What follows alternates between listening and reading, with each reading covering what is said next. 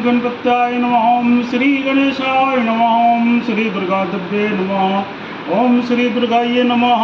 ओम श्रीमद्देवी भागवत महापुराण प्रारंभः द्वितीय खंडः। तुमेव माता च पिता तुमेव, तुमेव बन्धुश्च सखा तुमेव, तुमेव विद्यादेवनं तुमेव, तुमेव सर्वं देवदेव। ओम नमः चंडिकाय नमः। ओम श्री दुर्गादेव्ये नमः। ओम श्री दुर्गाये नमः। अर्थ द्वादशों अध्याय, आज 12वां अध्याय है। भस्म न धारण करने पर दोष का वर्णन आज होगा। श्री नारायण बोले, हे देवर से अब रहस्य तथा विधान के साथ भस्म लगाने के प्राप्त होने वाले समस्त फल के विषय में सुनिए। यह भस्मोद्धवन सभी कामनाओं को सफल करने वाला है। कपिला गाय का स्वच्छ गोमय भूमि पर गिरने से पूर्व ही हाथ में ग्रहण कर ले। वह न गीला हो, न कठोर हो, न दुर्गंधित हो, न ही बासी हो। यदि गोबर पृथ्वी पर गिर पड़ा तो वह ऊपर तथा नीचे का भाग छोड़कर बीच का अंश लेना चाहिए।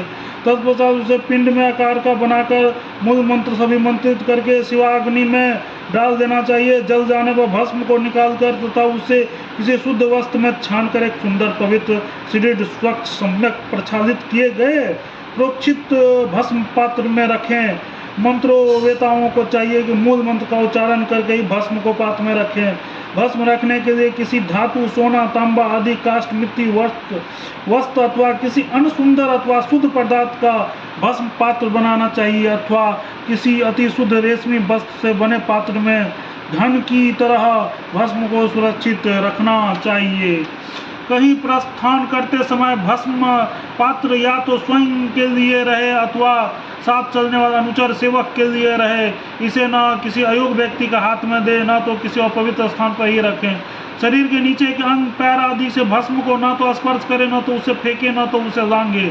उस पात्र से भस्म निकालकर अभिमंत्रित करने के बाद ही उसे धारण करना चाहिए।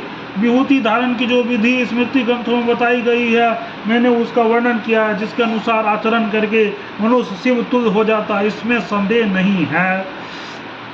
भगवान शिव की सानिध्य में वैदिक शिव भक्तों द्वारा बनाए गए भस्म को ही परम श्रद्धा के साथ ग्रहण करना चाहिए और उसे मांगकर उसकी पूजा करनी चाहिए।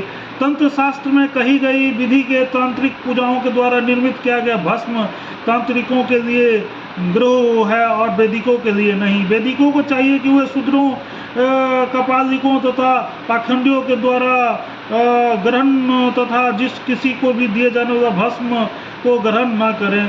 सभी को अत्यंत श्रद्धापूर्वक त्रिपुंड धारण करना चाहिए और मन से भी भस्म का तिरस्कार नहीं करना चाहिए।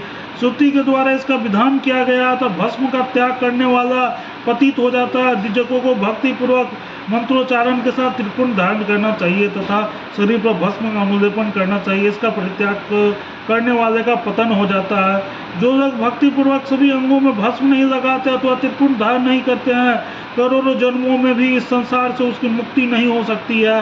हे मुनिवर, जिस मनुष्य ने विहित मार्ग से भस्म धारण नहीं किया है, मुने आप उसे जन्म को शुगर के जन्म की भांति निरर्थक समझिए। जिस मनुष्य का शरीर बिना त्रिपुंड का रहता है, उसका शरीर शमशान के तुल्य होता है। पुण्यात्मा व्यक्ति को ऐसे शरीर पर दृष्टि तक नहीं डालनी चाहिए। भस्म रहित मस्तक को धिक्कार है। शिवालयन विहीन ग्राम को धिक्कार है। शिव अर्चन से विमुख भक्त व्यक्ति के जन्म को अधिकार है तथा शिव का आश्रय प्रदान न करने वाले की विद्या को अधिकार है। जो लोग त्रिपुंड की निंदा करते हैं वो वस्तुतः शिव की ही निंदा करते हैं और जो लोग भक्तिपूर्वक त्रिपुंड धारण करते हैं वो मानो साक्षात शिव जी को ही धारण करते हैं। जिस तरह अग्निहोत्र किए बिना ब्राह्मण सुशोभित नहीं होता, उसी प्रकार भस्म रहित होकर किया गया शिवार्चन शोभा नहीं देता है, चाहे वो सभी पूजनोपचार के साथ ही क्यों न किया गया हो। जो लोग श्रद्धापूर्वक अपने सर्वांग में भस्म नहीं लगाते हैं तथा त्रिपुंड धारण नहीं करते हैं, उनके द्वारा पूर्व में किया गया समस्त कर्म भी विपरीत हो जाता है। वेद मंत्र के साथ ही भस्म त्रिपुंड धारण करना चाहिए। वेदोचित आचार के बिना त्रिपुंड धारण करना असमर्थता के लिए अनर्थकारी होता है। जो त्रिपुंड धारण नहीं करता, उसके द्वारा किया गया कृत्य न किए हुए के समान सुना गया है। वेद वचन न सुने हुए समान तथा अधिक शास्त्र अध्ययन न किए हुए के समान हो जाता है। जो त्रिपुंड धारण नहीं करता है उसे यज्ञ दान वेदाध्ययन तपश्चरण व्रत तथा उपवास ये सभी व्यर्थ हो जाते हैं। जो मनुष्य भस्म धारण का त्याग करके मुक्ति अभिलाषा रखते हैं वो मानो विष पान करके अपने ऊपर अमर करना चाहते हैं। सृष्टिकर्ता ने मस्तक की सृष्टि के बहाने ही त्रिपुंड धारण करना बतला दिया, इसीलिए उन्हें मस्तक को तिरछा तथा ऊंचा बताया गया है, गोल नहीं। सभी देहधारियों को ललाट पर तिरछी रेखाएं स्पष्ट रूप से दिखाई पड़ती है और फिर भी मूर्ख मनुष्य त्रिपुंड धारण नहीं करते। ब्राह्मण बिना तिरछा त्रिपुंड धारण किए जो कुछ भी अनुष्ठान करता है वो न तो ध्यान है, न तो मोक्ष है, न तो ज्ञान है, न तो तप ही है। जिस तरह शूद्र वेद के अध्ययन का अधिकारी नहीं है, उसी प्रकार बिना त्रिपुंड धारण किए हुए ब्राह्मण शिव की पूजा का अधिकारी नहीं है। पूर्व दिशा के उन्मुख करके पूर्वत हाथ पैर धोकर आचमन करके प्रणाम करके अनंतर संकल्प करके भस्म स्नान करना चाहिए। अग्निहोत्र जन भस्म शुद्ध भस्म लेकर ईशान मंत्र से अपने मस्तक पर भस्म धारण करना चाहिए। इसके बाद वो भस्म को लेकर तत्पुरुष मंत्र से मुख पर, अघोर मंत्र से हृदय पर, वामदेव मंत्र से गृह स्थल पर तथा शब्दोजात मंत्र से दोनों पैरों पर भस्म लगाना चाहिए। तत्पश्चात प्रणव मंत्र से शरीर के सभी अंगों में भस्म लगाना चाहिए।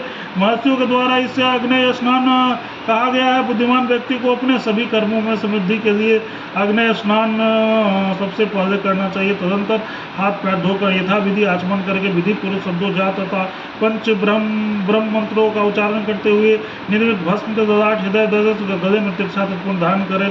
इस प्रकार धारण किया गया त्रिपुंड सभी कर्मों के पवित्रता प्रदान करने वाला होता। शुद्धों को अनंत जनों को हाथ का भस्म कभी नहीं लगाना चाहिए। अग्निहोत्र जन भस्म लगाकर ही कोई शुभ कर्म करना चाहिए था। किसी किए गए ये सभी कर्म कभी भी फलीभूत नहीं होते हैं। जो व्यक्ति त्रिपुंड धारण नहीं करता उसका सब सोच जप होम तीर्थ तथा देव पूजन आदि सब व्यर्थ हो जाता है। जो विश्रेष्ठ शुद्ध मन से त्रिपुंड धारण करता है तथा रुद्राक्ष धारण पहनता है वो रोग पाप व्याधि दुर्भिक्ष तथा चोर आदि को विनिष्ट कर देता है। वो परम ब्रह्म का सानिध्य प्राप्त कर देता है जहाँ से पुनः लौट कर नहीं आता है। वो श्राद्ध में पंक्ति वापन ब्राह्मण माना जाता है तथा ब्राह्मणों और देवताओं द्वारा भी पूजित होता है। श्राद्ध यज्ञ तप होम वैश्य देव तथा देवताओं के पूजन आदमी जो त्रिपुंड धारण किए रहता है वो पवित्र आत्मा वाले मनुष्य को मृत्यु को भी जीत लेता है। और भस्म धारण करने का भी महात्मा आपसे कह दिया है। ये तीसरी मध्य भागवत महापुराण संहितारण दशम स्कंद भस्म धारण महात्मा वर्णन नमो द्वादशोध्याय। ओम तत्सत। प्रेम से बोलो जगत जननी जगदम्बा माता की जय। जय दुर्गा महारानी हर हर महादेव।